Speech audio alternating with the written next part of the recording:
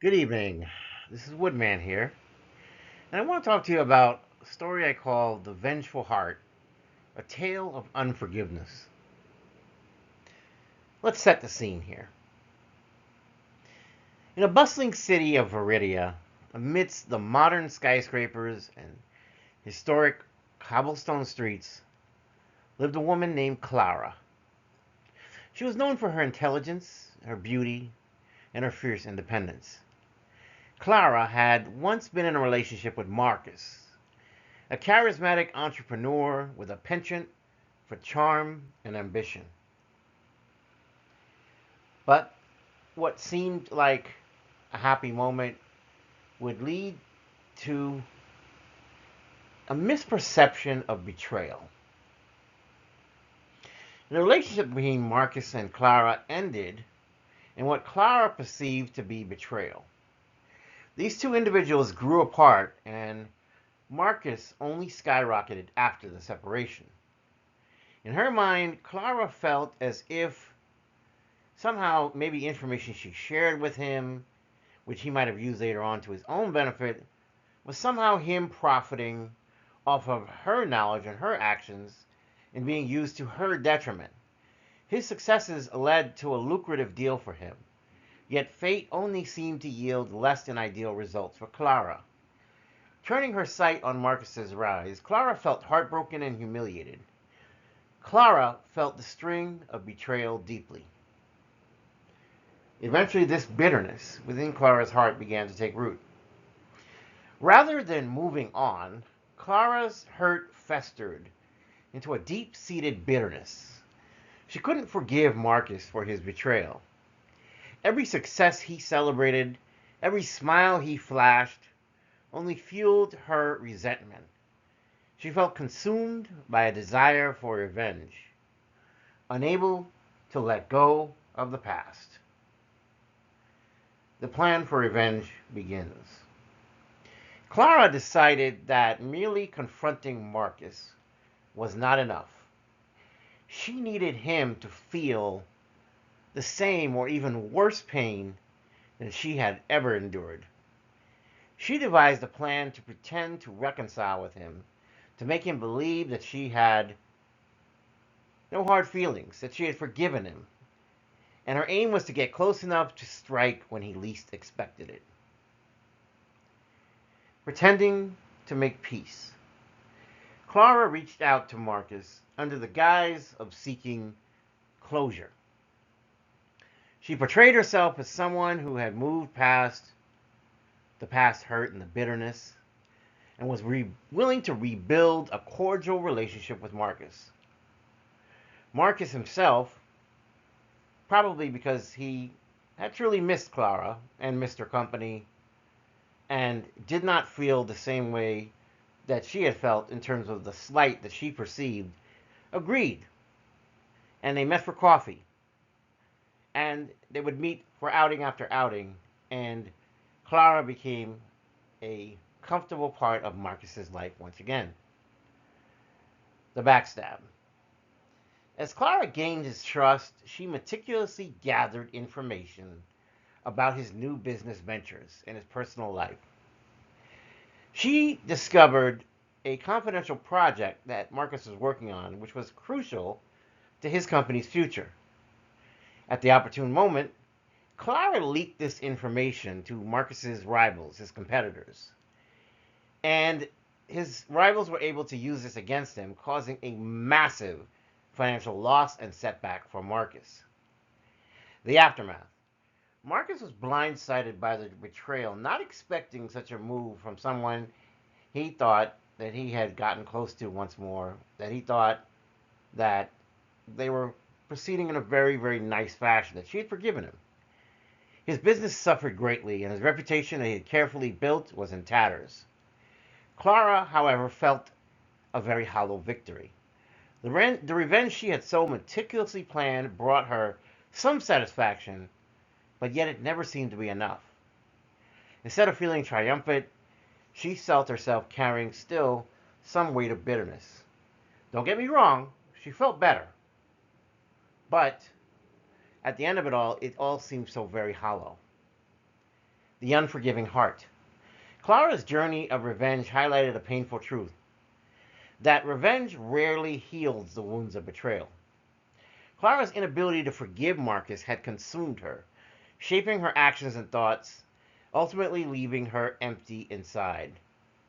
The act of vengeance did not restore her losses or heal her heart. It merely perpetuated a cycle of repeated pain and bitterness. Conclusion. Clara's story serves as a cautionary tale about the corrosive nature of unforgiveness. While revenge seems like the path to justice, and indeed in some cultures this is a very, very strong thing that is often taught, it often leaves both the victim and the perpetrator trapped in a cycle of hurt. Clara's unending quest for vengeance underscored the importance that revenge for the sake of revenge gains nothing. Eye for an eye leaves the whole world blind, and her unyielding quest for vengeance didn't quite bring the results she had hoped for, and it only just made things worse all around. Why am I telling you this story? Last night I had a dream, and in my dream, it was myself and another individual, and a series of spider eggs.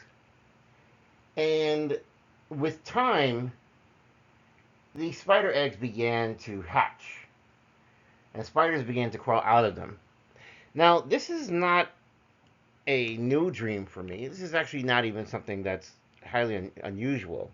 To be honest with you, I have been having this dream, I want to say at least one or two times prior to last night. Seems to be a recurring dream that is being projected onto me. And I get the very sense that maybe somebody from my past is lingering or holding on to something that is turning their heart black. That perhaps they feel as if maybe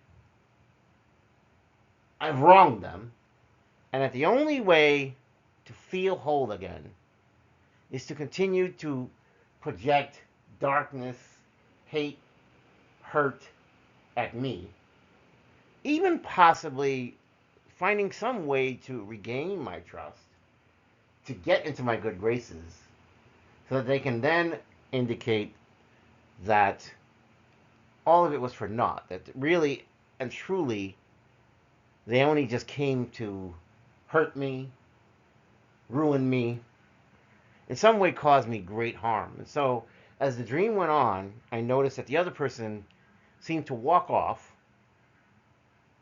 seemingly as if they were disinterested, as if they no longer had my back. And then spiders began to come out of these eggs that were hatching. And they began to swarm me, and I began to fight them one by one. And you can see in the image here that I've chosen for this video that you have this warrior, right, who maybe I'll think of as like myself. And you see that there's a person beside him who seems like she's fighting alongside him and helping him. But the reality is she's in on everything that's going on here. And as you can see, he's completely oblivious to a spider humanoid creature that's about to attack him from behind. She knows it's coming. She's in on it, but he's not. And so that's kind of how it felt being in the dream last night. And I would want to say that maybe, Spirit of the universe really wanted me to see this dream because Spirit is trying to convey a message to me. And perhaps there's a message for you in this as well, which is that sometimes when it comes to people from our past, sometimes we have to learn how to move on because really and truly, no matter how much we might think fondly of them, how much we might really feel like we care for them or trust them, that the reality is they never cared about us anyway. And that deep down, they always intended to betray us, and they always will keep intending to betray us because they don't have a heart of love. They don't have a heart of forgiveness. They don't have any of these things. They're hollow inside. And if given another chance, they will backstab us every chance they get. And so sometimes we have to just realize that some people are beyond salvation. And so that there are chapters in our lives that when we close that chapter, we have to close it for good. And we have to never revisit it again, because there are some people who truly just like watching the world burn.